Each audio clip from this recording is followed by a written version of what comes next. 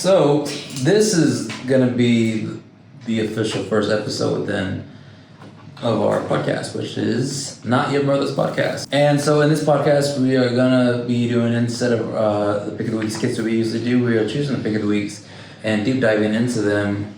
Everybody takes their time reading them. We're gonna talk about them, discuss about them, and we have here Ray. Ray, what's your comic knowledge? Like on a scale of like 1 to 10? Comic knowledge, not a whole lot. I don't get into a lot of the mainstream stuff. I prefer like the indie stuff. I get into a lot of Silver Sprocket stuff. We just met them at C2E2. They were cool. Yeah, they were pretty awesome. Mm-hmm. I kind of try to follow the DC stuff. I wasn't there. I like just kind of like the different series, like the Vampires, Deceased, but I don't follow a lot of like the Dawn DC stuff. Like the main stuff. Okay, gotcha. And we have over here Atlas. Yeah? Yeah. What level would you say, 1 to 10, your comic knowledge is? No level. Nothing. Like almost nothing. I really like Ain't No Grave and stuff like that, but it's like tiny pics. Not even like I like image stuff, but it's more so I'm very like catered to in a way. Right. I don't read the DC. I'm more indie, like even though Image is big. But right. But I'm more interested in like the stories that aren't really superheroes because I don't like action that much, but I still can enjoy the backstories and the drama are really good. Right. Okay. So very small comic knowledge, but you like the more like the drama stuff and whatnot. Gotcha. For me, on the other hand, I'm very much into the comic knowledge and very much into DC. If you couldn't tell and anything already, you know, I wouldn't say I'm a 10 or a 9 in the knowledge. There was still a lot of things I have not read up on, I need to catch up on, but I'm pretty up there in both knowledge. So let's go ahead and dive into our books. Let's start off with Atlas. What did you pick out? So I picked Cole County Outbreak. This is so weird because it's like pick of the week, but not. I picked It's pick of the week with no scripts. It's just us just deep diving into it. Yeah. Cole County Outbreak, which is like just a book about a true story that's so like crazy and horrific. So basically, these 3 inmates try to escape prison, and through escaping prison, they tend to they ended up going into this toxic waste or coal reserve, something like that, which affected the bugs in the environment around that, and ended up dying because the bugs make it into their body. Wait, they died? The prisoners? Died. Yeah, the 3 prisoners died. Like, real life story that happened in 1999. This is based on a real story. This is the events that take place in this comic are all true, which is There's no. That's wild. That is, it's a story that's like actually, if you Google it, it's real. It's just you have to scroll down a little because it's like the same place that it happened, Cole County or whatever, is that's crazy. Other things happen.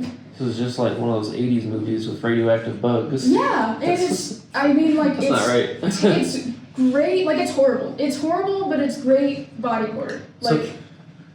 So it was crazy. The main characters all die. Spoiler alert. They die? Yeah, I mean. And is this like a one-off? Spoiler alert, 1999. Like. Yeah. Oh my god. All of them, and like you see the relationships between them and like how they go about the situation, and they're prisoners. I mean, like. Yeah. They belong in prison. Like it's kind of. This shows that, but it also shows like the more human and horror aspect of it. Even though these are like bad people or whatever, like that's crazy. No one should have to go through that. Define bad. Like what did they do to get in there? I'm not sure. Did it explain? I tried to look into the actual prisoners' names, but I think they were like blocked out for privacy reasons. Oh wow. So that's crazy. Yeah. So where was that? This was. Cole County. Yeah, Cole County. Wait, they use the actual name of the county? Cole County is real. Yeah. That's crazy. This is like a one shot. So like all. Right, because they died. Yeah. So. There's not going to be a sequel. No, but yeah, this is a one-shot, so you can just like pick it up and read it very easily, which is great for me with my zero knowledge of comic books. Yeah, so it's good for anybody that has no idea what going into this or no idea what to get into. Just pick it up and start up. It's like reading comics that are in their like 100s or 200s. It's like trying to watch One Piece. Oh yeah, it's hard. You can't just dive on it in the middle. You want to know what happened before. But this one, you don't. Yeah. One and done. Okay, that's cool. Yeah. Who published it? Stranger Publishing. Stranger Publishing. Okay, so one of the smaller pups. Okay, that's cool. Yeah, indie. That's cool. Yeah. Let me double check. Yeah, I like the smaller stuff like that because like I really like keeping up with the big stuff that happens in DC, like Absolute Power. I'm keeping up with, but I'm not actually reading it because It's crazy. for one, I don't have the money to keep up with a series that's that Yeah. big, like all the stuff that DC has. That's so weird. And I also just don't have the time. That's why I like the shorter stuff because a lot of Silver Sprocket stuff is just one off. So like, I like to collect TPs mostly. Hardcovers are dope. Yeah. Those are really expensive too. But Yeah. TPs, that's what I like to collect. They look so cool and they're really collectible, but TVs are way more easier consumable. I love TPs. I'm waiting for that Call to the Lamb TP coming out. Hell The yeah. Crave TP coming out in September. Damn. Well, what are you reading? So I actually am reading the Lego Ninjago Shatterspin. Oh. So this is actually connected to the shows, which is kind of cool, but it's a prequel for. You know, this show is actually crazy. I looked up a little bit of the lore when I heard we were gonna get it. It's the lore of Ninjago. Did you watch that I show? watched all of it. Like, it gets wild. It's insane. His dad, and I'm like sitting here like 12 years old, like the whole time. That's crazy. See, I never actually watched Lego Ninjago. I didn't either. I think that was past our time. Yeah, I think we were a little too Yeah. old. Let's go! But this is like, it's a prequel to, let me see what it says. It's a prequel about, that follows younger Garmadon when he goes to find the Shatterspin. Hey, that's a spoiler. Oh, ooh. Yeah, he's a villain. He's a villain in the Ninjago series. He's the one Yeah. with 4 arms, right? That's Garmadon. I know. The Shatterspin was first shown in Lego Ninjago Dragons Rising Season 2. So this is a prequel on how he discovered that. Which is pretty cool, I guess. I mean, if I was more into Lego Ninjago, I think this would be dope. But Right.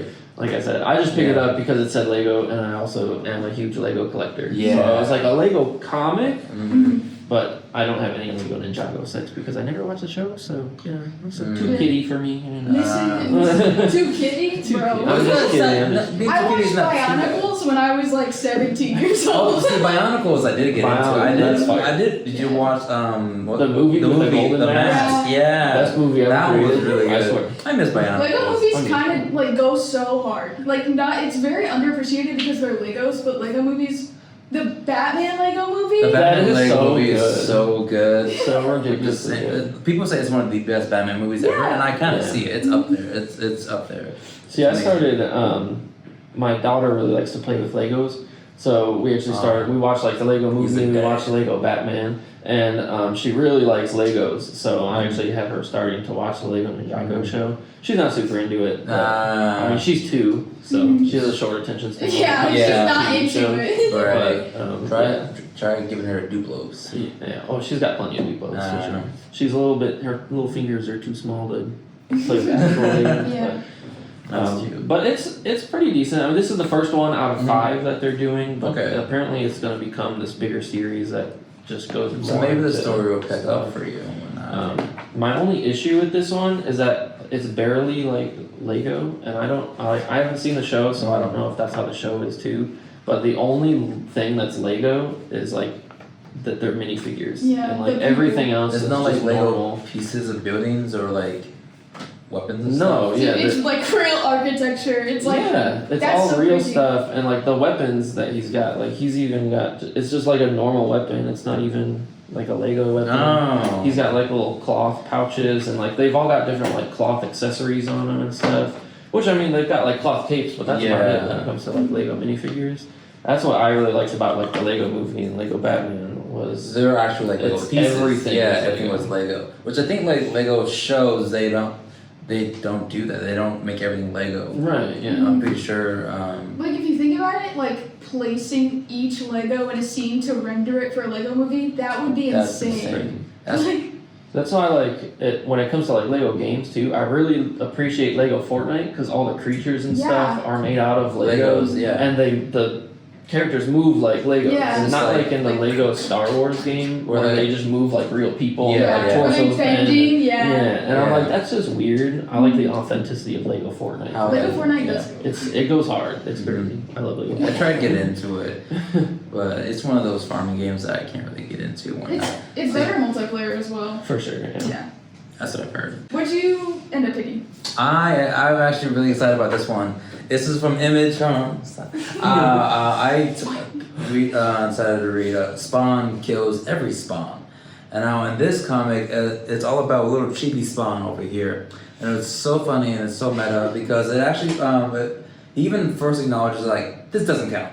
This is not in continuity. This is all just for fun. And yeah, he's like, it starts out with him like just talking about all this stuff. How he, and in the past actually he killed everyone. There was another comic called Spawn Kills Everyone where he kills like Spider-Man, DC kills Marvel characters, little people here and there. That's crazy. Yeah, but this one is it's really funny because it starts out he's at a convention. He's at SpawnCon, and no one's in his line. Everybody forgets about him. He's a joke. And so he gets pissed that all the other spawns are getting all the glory and the fame and everything. So it just ends up with him and in the end going, you know what, I'm gonna kill every spawn. It's crazy. Every spawn. Yeah. Right. No. No, at least he didn't like cut his bangs. You know what I mean? That would be crazy.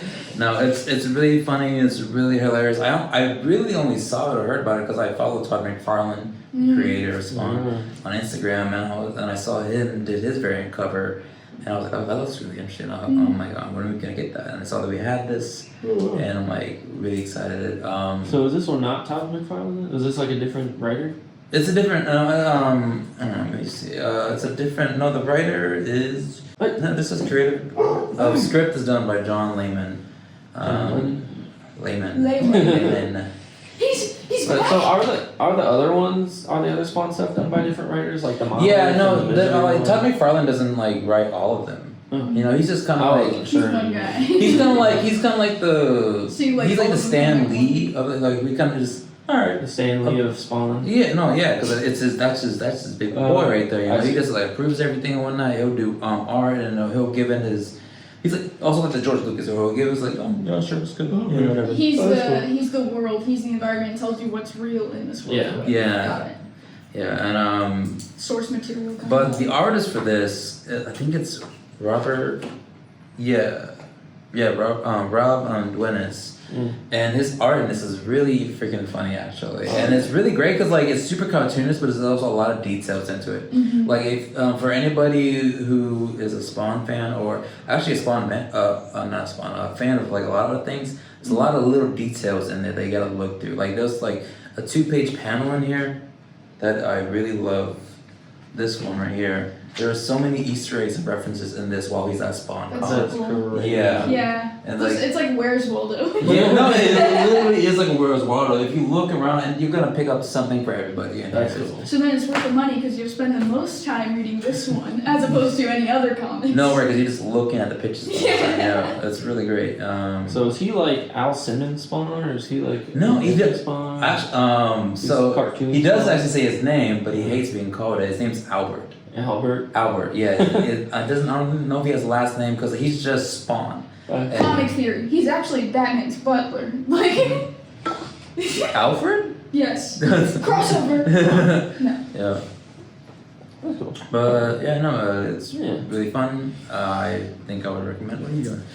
Hey man, that's mine. Yeah. So are like the other Spawns in the same? So they're not all in the same art style. He just happens to be Chibi Spawn. No, they're all in the same art style, but but Albert is the only Spawn that's like small and little and chibi. Yeah. I've Okay. never read a Spawn comic, so you guys are speaking a different language. You're like, is he Albert Spawn or? So Monolith, Omega Spawn. Monolith's in there. She Spawn, Gunslinger, Crusader. A lot like all those other characters are in there as And well. he's got the Spawn Kills Everyone comic. Yeah, he references his own comic That's from the crazy. first one, from his first Oh, appearance. it's literally Chibi Spawn. Yeah, Okay. yeah. It's literally, he says you can call me Little Spawn or Chibi Spawn, just don't call me Albert. That's hilarious. Yeah, no, it's This does look really fun. it's really fun, and I highly recommend for any Spawn fan out That's there.